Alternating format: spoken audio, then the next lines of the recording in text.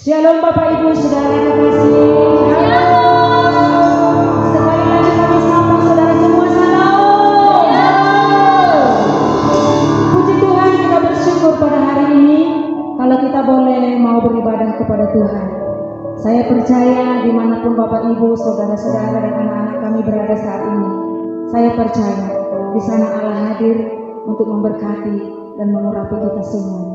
Bapak Ibu, sungguh kita berbahagia dalam pandemi seperti ini, dalam situasi seperti ini. Sekalipun kita berada di rumah bersama-sama dengan keluarga, kita bersyukur, kita boleh memuji Tuhan. Jangan oleh karena pandemi ini, oleh karena keadaan ini, jangan pernah kita putus asa. Mari kita perintahkan jiwa kita untuk tetap memuji Tuhan, karena dari situlah sumber segala kekuatan kita, sehingga kita mampu kuat untuk menghadapi segala kehidupan kita. Di dalam Mazmur berkata firman Tuhan, hai jiwaku pujilah Tuhan, jangan lupakan segala kebaikan Tuhan. Mari Bapak Ibu, kita akan mulai ibadah kita pada saat ini. Mari kita bersatu di dalam doa. Haleluya. Allah kami yang bertata di atas kerajaan surga, kami sungguh bersyukur Tuhan pada saat ini. Kami segenap umat-Mu datang kepada Tuhan, sekalipun kami dipisahkan oleh tempat saat ini. Semua kami yang berada saat ini di depan layar kami masing-masing, Engkau melihat kami, Engkau mengetahui isi hati kami semuanya, bahwa jiwa kami, hati kami sungguh haus kepada Tuhan. Dan kami mau datang bersama-sama beribadah kepada Tuhan dalam waktu yang sama ini Tuhan. Terima kasih Bapak, dimanapun saat ini seluruh umat-Mu berada, kami rindu dan kami mohon kepada Tuhan, Engkau Allah yang memenuhi hati kami, kuasa-Mu yang berkuasa atas kami semuanya, sehingga di dalam ibadah kami yang serentak saat ini Tuhan, kami benar-benar merasakan hadirat Tuhan, dan kami sungguh diberkati, dan nama Tuhanlah dipermuliakan. Terima kasih Bapa yang baik, lewat media ini Tuhan, kami segenap umat-Mu, kami segenap jemaat-Mu Tuhan, kami akan mulai ibadah kami, dan kami tabiskan hanya dalam nama Yesus Kristus. Haleluya, haleluya. Bapak Ibu Saudara kekasih, saat ini kita mari dengan sungguh-sungguh kita bawa hati kita memuji Tuhan,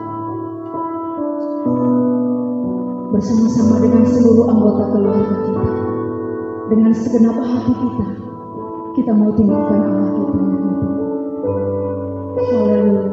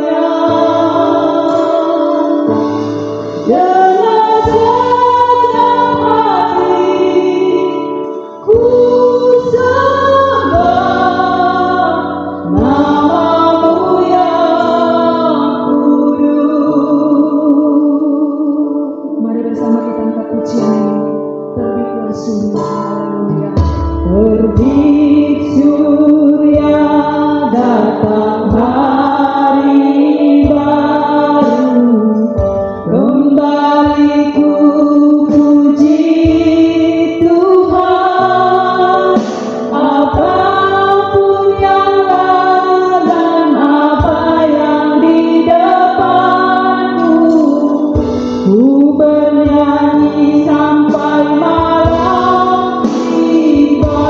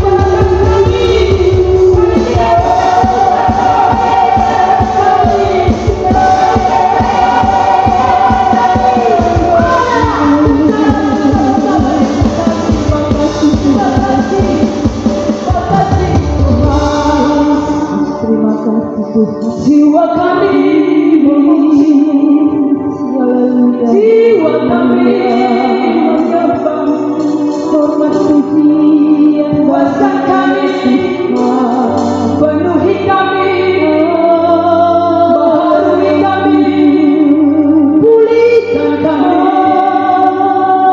berjalan bersama kami. Yesus, terima kasih Tuhan, Engkaulah guru batu kami, kota dan keselamatan kami.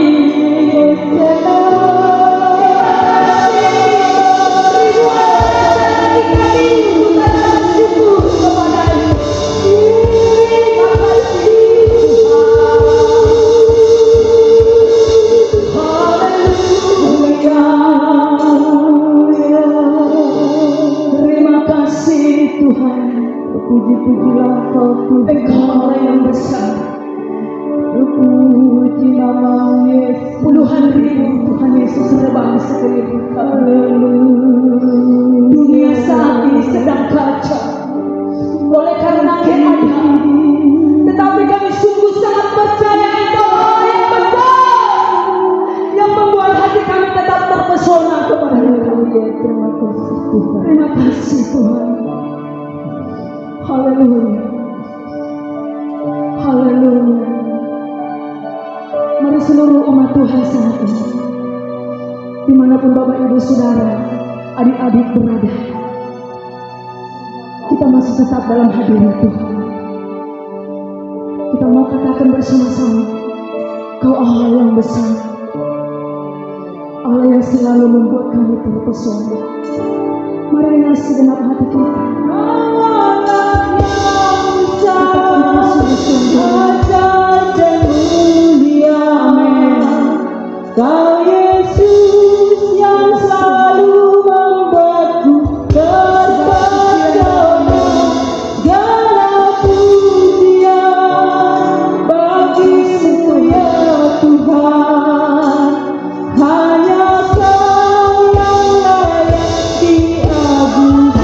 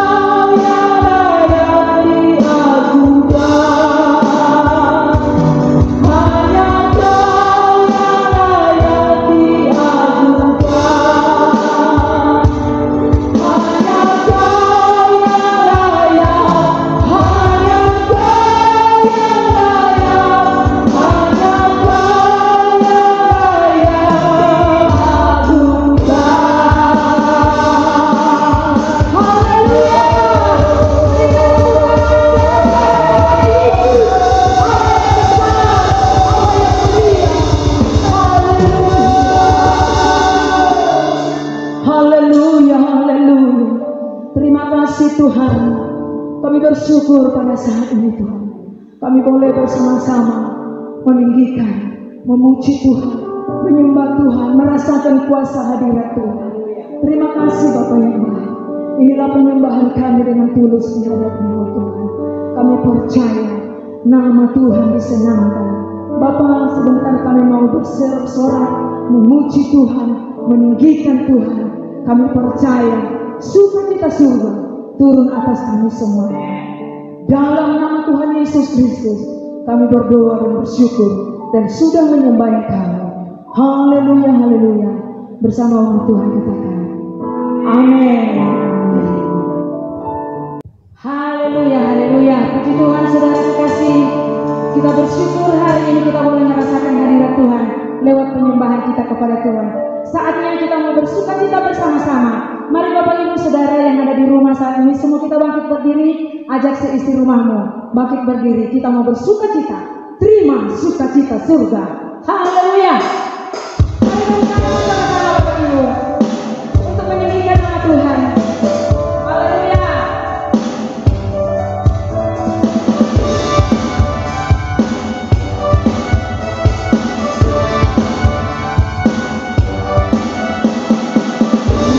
Sukacita surga, itulah kekuatan bagi jiwa.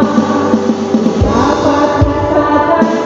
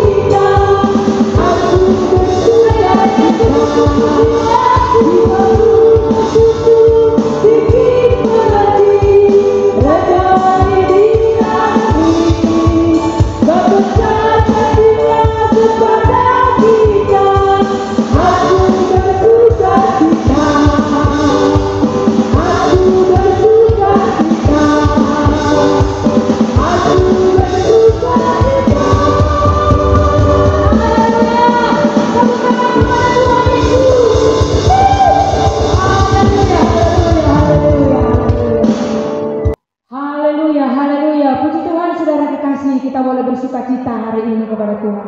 Mari Bapak Ibu katakan samping kiri kananmu, sama saudaramu atau sama istrimu, sama suamimu, katakan Anda adalah orang-orang benar di dalam Tuhan. Haleluya, haleluya. Kita semua adalah orang-orang benar di dalam Tuhan. Mari silakan duduk Bapak Ibu saudara semuanya. Adik-adik kami silakan duduk semuanya. Kita siapkan hati kita mau mendengarkan firman Tuhan. Kita tundukkan hati kita. Yang di hadapan Tuhan, bahwa Tuhan adalah kekuatan bagi jiwa kita. Haleluya.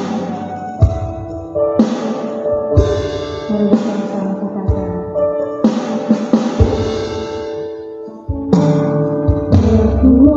Kekuatan di hidupku terdapat dalam Yesus, Dia tak pernah tinggalkanku, setia menolongku, berseru berharap dalam Yesus. Kekuatan di hidup kita, kekuatan di hidupku terdapat dalam Yesus, Dia tak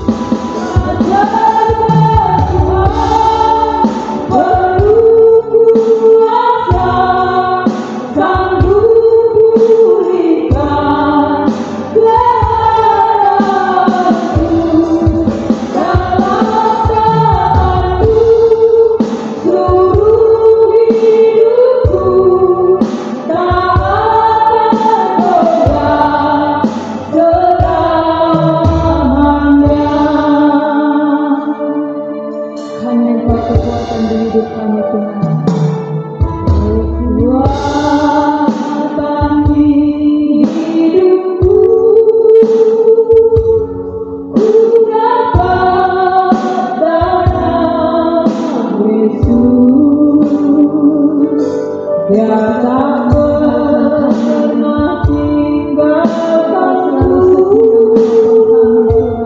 setia menopangku.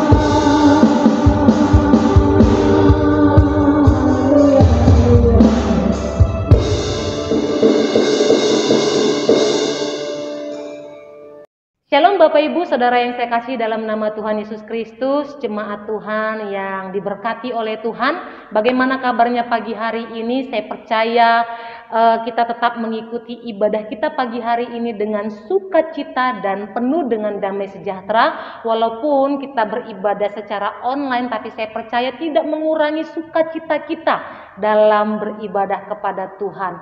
Sebab saya yakin dan percaya kuasa Tuhan yang kita rasakan ketika kita beribadah di gereja sama dengan kuasa Tuhan ketika kita beribadah di rumah kita saat ini. Karena kuasa Tuhan tidak pernah dibatasi oleh apapun. Itu sebabnya kita harus bersyukur kepada Tuhan. Apapun keadaan yang kita alami hari-hari ini, teruslah bersyukur kepada Tuhan. Amin. Kita akan belajar firman Tuhan sama-sama pagi hari ini. Sebelumnya kita berdoa. Mari berdoa. Bapa, kami bersyukur karena Tuhan selalu baik dalam hidup kami. Kami bersyukur sebab penyertaan Tuhan sungguh sempurna dalam hidup kami. Kami terus merasakan Engkau baik dalam hidup kami. Sampai hari ini pun kami merasakan Engkau terus bersama-sama dalam hidup kami. Dalam setiap kondisi hidup kami, Tuhan bersama dengan kami. Sebentar kami akan belajar akan kebenaran firman Tuhan. Berkati kebenaran firman Tuhan yang akan kami dengarkan pagi hari ini menjadi kekuatan dalam hidup kami, untuk kami tetap berjalan dalam koridor Tuhan. Biarlah firman Tuhan menguatkan kami untuk kami menjalani kehidupan kami ini dan kami tidak berdosa di hadapan Tuhan. Terima kasih Tuhan, terima kasih Bapa kami yang baik. Roh Kudus mengerjakan hati kami pagi hari ini hingga hati kami menjadi tanah yang subur, yang siap ditaburi oleh benih kebenaran firman Tuhan, dan hidup kami boleh menghasilkan buah yang baik di hadapan-Mu Tuhan. Terima kasih Tuhan, kami siap dengarkan firman Tuhan. Haleluya, amin. Ya Bapak Ibu Saudara yang saya kasih dalam nama Yesus, kita mau sama-sama belajar firman Tuhan pagi hari ini. Mari kita buka Alkitab kita dari kitab Kejadian pasal 25 ayat 19 sampai ayat 21. Nah, kita akan baca ayat ini. Mari kita perhatikan Alkitab kita. Saya akan membacakannya bagi kita semua. Saya akan mulai dari ayat yang ke-19. Inilah riwayat keturunan Ishak anak Abraham. Abraham memperanakkan Ishak, dan Ishak berumur 40 tahun ketika Ribka anak Betuel orang Aram dari Padan Aram, saudara perempuan Laban orang Aram itu, diambilnya menjadi istrinya. Berdoalah Ishak kepada Tuhan untuk istrinya, sebab istrinya itu mandul. Tuhan mengabulkan doanya hingga Ribka istrinya itu mengandung. Berbahagia kita yang membaca firman Tuhan pagi hari ini, merenungkan dan yang mau melakukan firman Tuhan. Ya, Bapak Ibu Saudara yang terkasih dalam nama Yesus, ketika saya remaja, saya pernah mendengar orang tua saya dan tetangga saya sedang berbincang-bincang, dan mereka sedang membicarakan tentang keluarga tetangga saya ini. Jadi tetangga saya ini bercerita bahwa ada keluarganya yang pernah mengalami satu sakit. Mereka sudah berusaha untuk membawanya berobat, tapi tidak kunjung sembuh juga. Ya, mereka membawanya ke dokter, tapi karena biaya yang terlalu besar mereka menyerah dan nggak mampu lagi mengobati mereka secara medis. Mereka membawanya ke gereja, membawanya kepada pendeta didoakan, tetapi mereka tidak melihat keadaannya semakin baik begitu.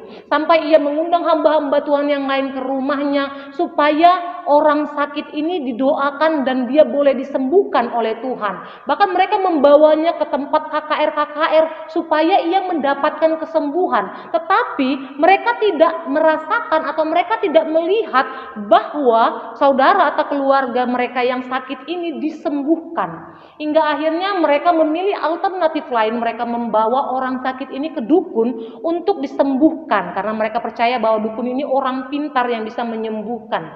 Begitu ya Bapak Ibu Saudara yang terkasih dalam nama Yesus. Jadi mereka membawa saudaranya ini pergi ke dukun. Mendengar cerita itu, mama saya menasehati tetangga saya ini, mengatakan bahwa itu perbuatan yang tidak benar. Jika kita percaya kepada Tuhan, percayalah bahwa Tuhan akan menolong.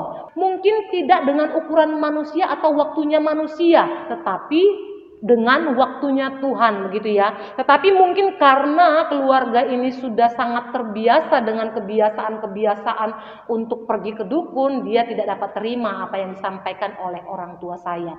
Bukankah cerita yang pernah saya dengarkan bertahun-tahun yang lalu itu masih sangat relevan bagi orang-orang Kristen di zaman sekarang ini? Ada banyak orang-orang Kristen yang membuat Tuhan yang lain untuk menolong hidupnya, untuk menolong ia ketika ia sakit, untuk menolong ia ketika ia dalam kesesatan. Ia tetap pergi ke gereja, ia tetap beribadah kepada Tuhan, tetapi kalau ia mengalami satu kesulitan dan ia melihat, ia merasakan dalam ukuran manusia bahwa Tuhan tidak kunjung menolongnya, ia membuat Tuhan cadangan, Tuhan yang lain yang mungkin saja bisa menolong dia jika Tuhan yang benar itu tidak menolong dia. Bapak Ibu Saudara yang saya kasih dalam nama Yesus. Itu sebabnya ada banyak orang masih pergi ke tempat-tempat persugihan, masih pergi ke tepi pantai untuk memberikan sesajen, masih pergi ke pohon-pohon besar yang ia percaya bahwa di sana ada leluhurnya, ada nenek moyangnya, ada opung-opung yang akan memberkati hidupnya. Itu masih banyak sekali terjadi di kalangan kekristenan. Sederhana saja sebenarnya, hanya karena ingin permintaannya segera terwujud. Sederhana, hanya ingin keinginannya itu, kemauannya segera terpenuhi. Itu sebabnya pagi hari ini kita mau belajar tentang doa Ishak. Kita kembali ke Alkitab dalam ayat 19, di sana diceritakan tentang riwayat Ishak atau silsilah dari Ishak. Ishak adalah anak Abraham. Abraham adalah bapa semua orang yang percaya. Kepada Abraham Allah berjanji bahwa keturunannya akan menjadi bangsa yang besar, banyaknya keturunannya sebanyak bintang di langit dan pasir di tepi pantai. Lalu Ishak juga punya anak bernama Yakub. Nah, tiga tokoh ini sangat populer, sangat penting bagi orang Israel. Ini adalah leluhur orang Israel. Apa menariknya tiga orang ini? Ada hal yang menarik dari ketiga orang tersebut, tapi kita mau belajar dari salah seorangnya yang bernama Ishak.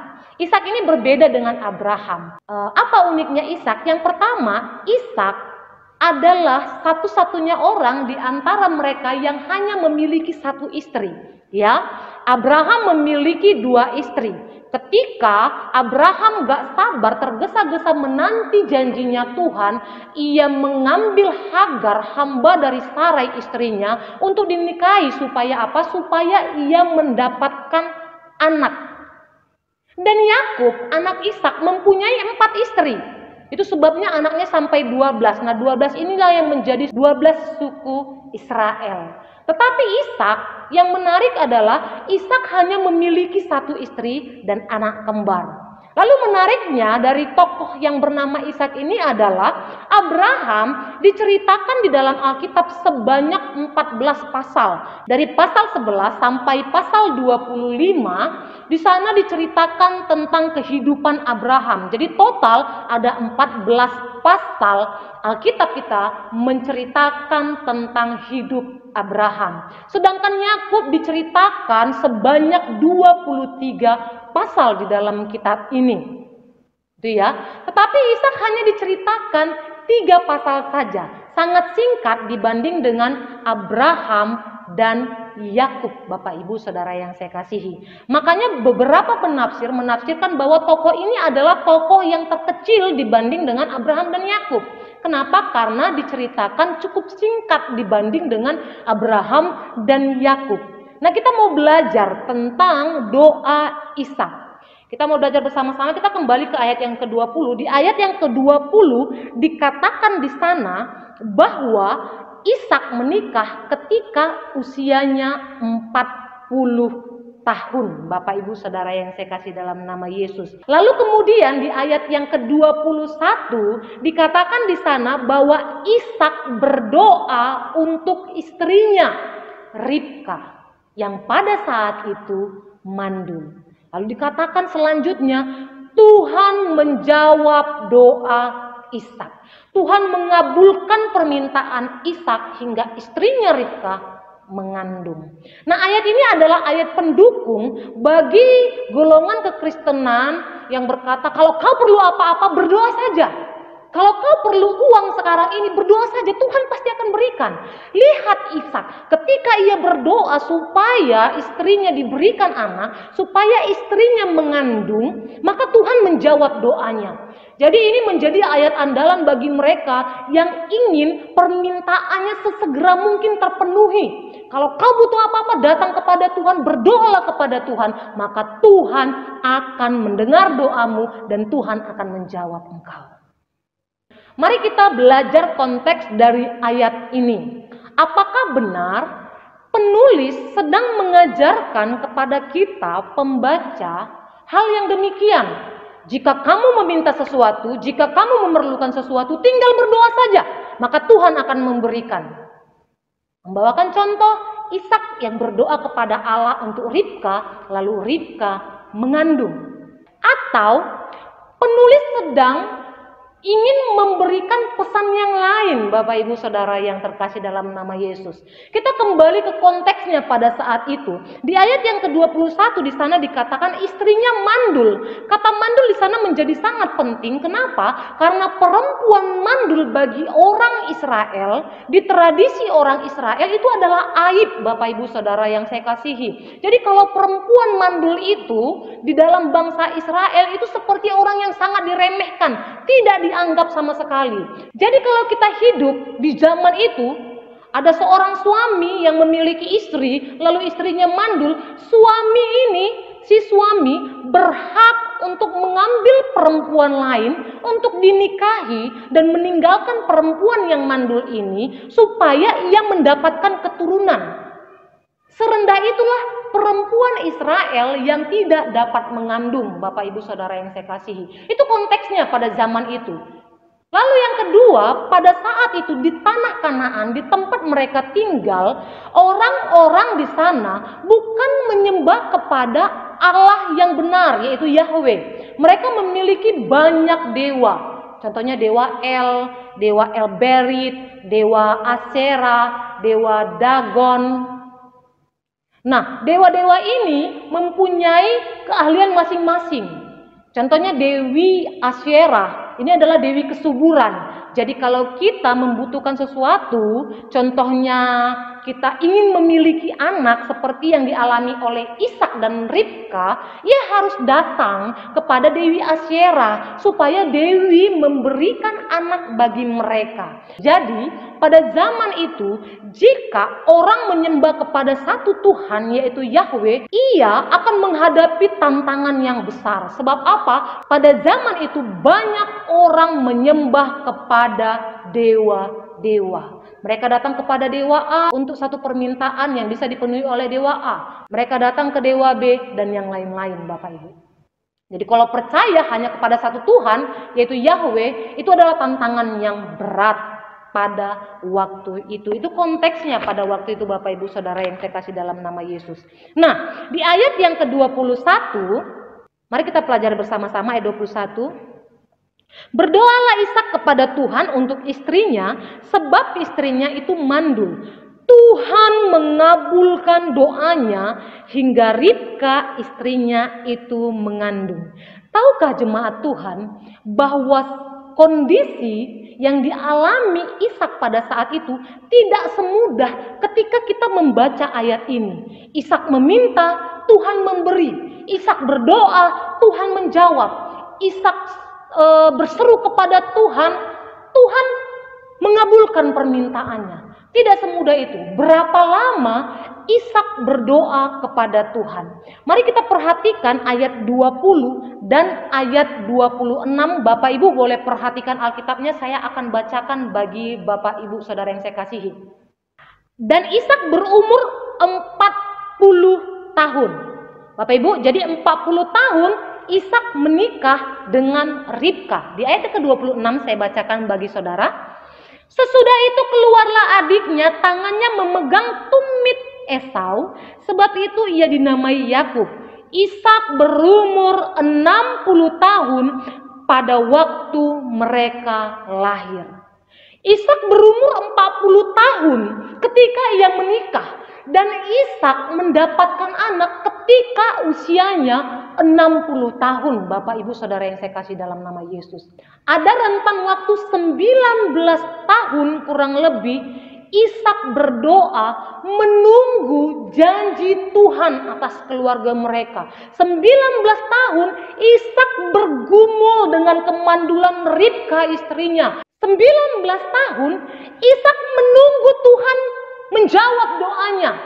Nah, rentan waktu 19 tahun ini yang sering sekali dilewatkan oleh orang-orang Kristen.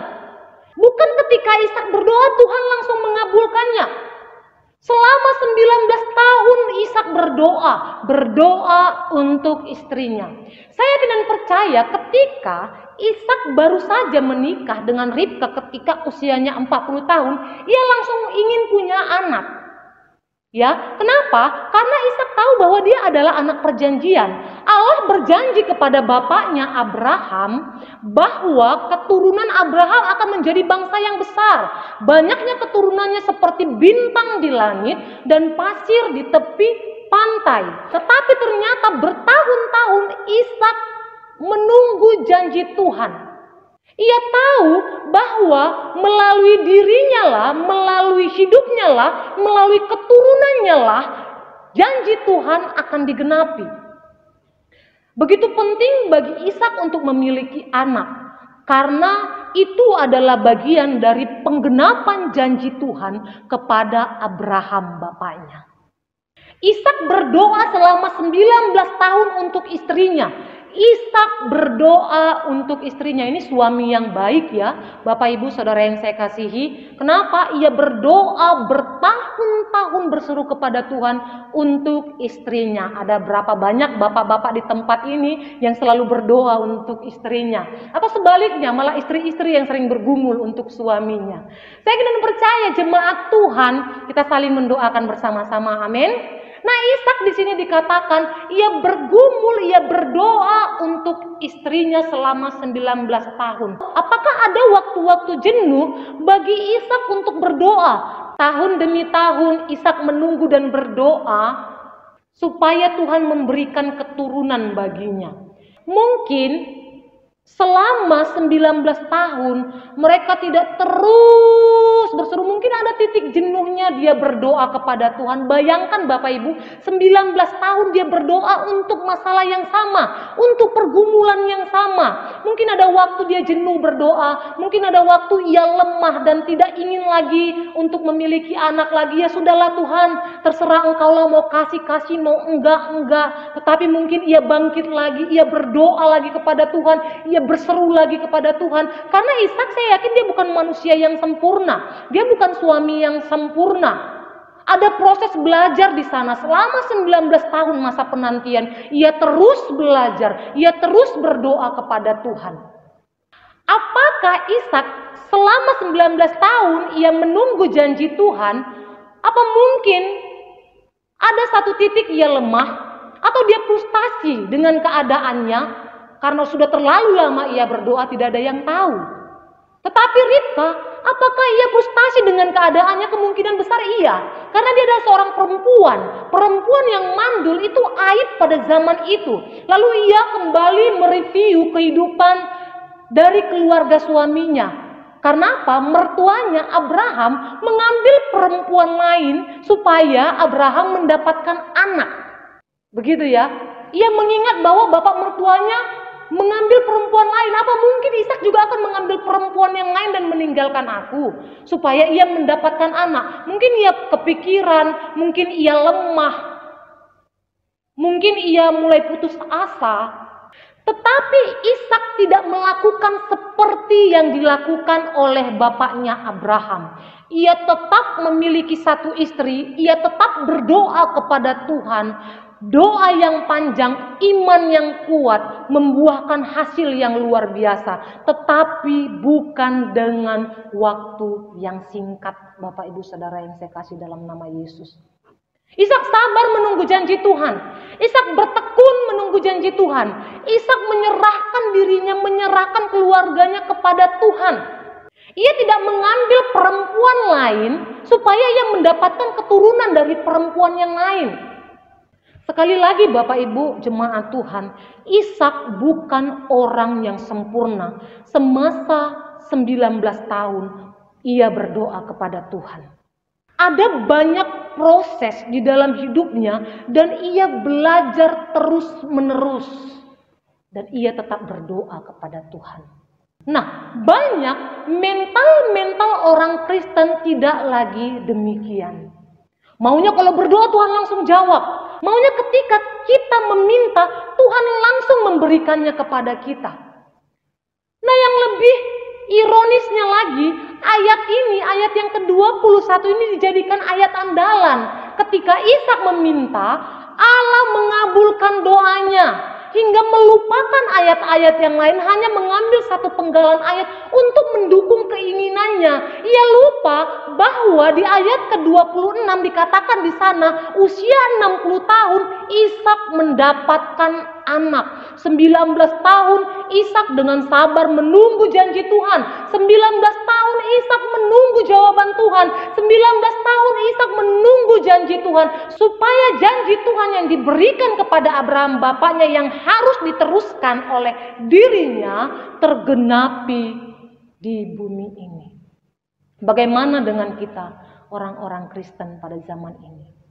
Adakah kita memiliki mental seperti yang dimiliki oleh Ishak? Adakah kita sekuat iman Ishak untuk berdoa? Kita sabar menunggu janji Tuhan. Kisah hidup Ishak yang diceritakan begitu singkat di dalam Alkitab, hanya sebanyak 3 pasal saja, memberikan nilai yang luar biasa bagi kita orang-orang Kristen pada zaman ini. Bagaimana ia terus bertekun dalam doa, bagaimana ia terus setia menanti janji Tuhan.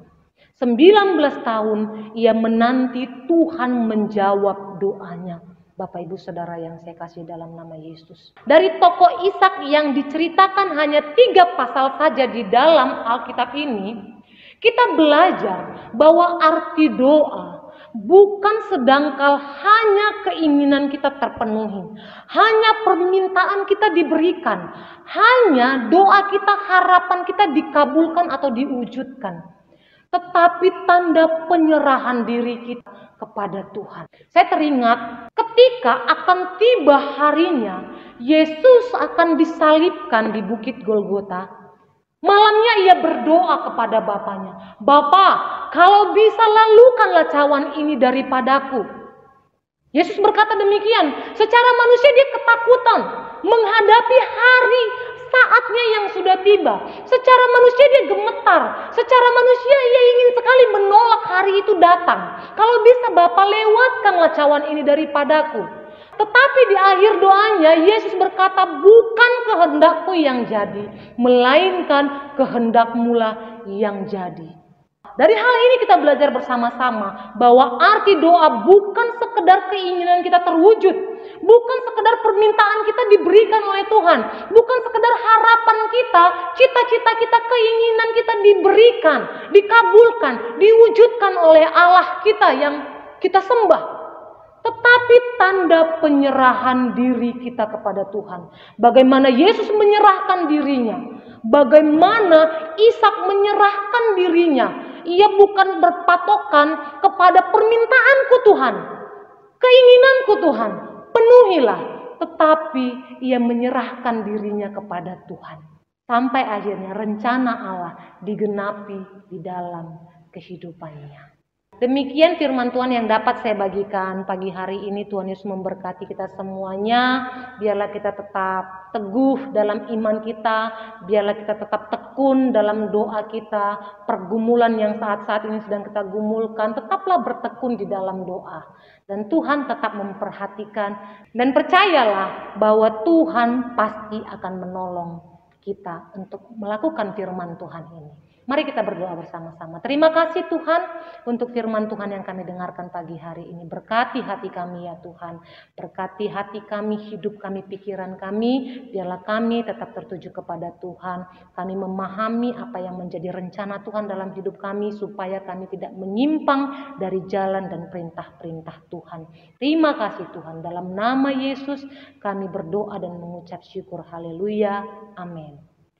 Baiklah Bapak Ibu Saudara kekasih, kita sudah dikenyangkan oleh firman Tuhan. Kita bersyukur kepada Tuhan boleh kita menikmati firman Allah. Dan saat ini mari Bapak Ibu Saudara sekalian, kita boleh lanjutkan acara kita masing-masing di rumah untuk mengumpulkan persembahan kita dan nanti akan diserahkan ke gereja.